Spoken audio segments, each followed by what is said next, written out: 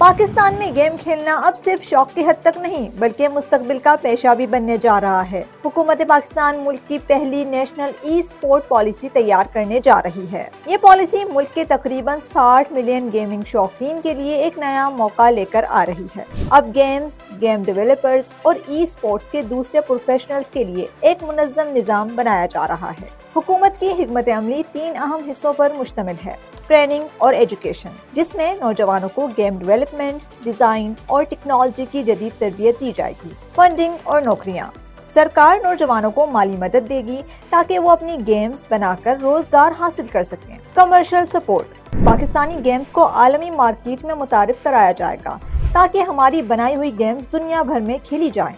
اس کے ساتھ ساتھ تیز رفتار انٹرنیٹ، ای سپورٹ اکیڈمیز اور گیمنگ ایریناز کی بھی تیاری ہو رہی ہے۔ یعنی اب گیمنگ صرف گھر تک محدود نہیں رہے گی بلکہ یہ ایک قومی صنعت کے طور پر ابھرے گی۔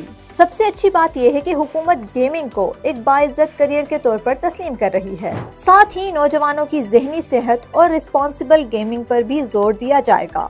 اس سب کے لیے ایک نیا ادارہ بنایا جا رہا ہے: پاکستان ای سپورٹ فیڈریشن۔ یہ فیڈریشن پورے ملک میں ای سپورٹس کے قواعد، مقابلے اور ترقی کی نگرانی کرے گی۔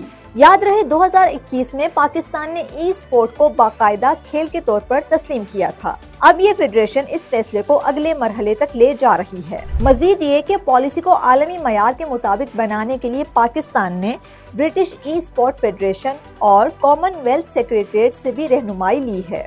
پاکستان میں ای سپورٹس مارکیٹ تیزی سے بڑھ رہی ہے۔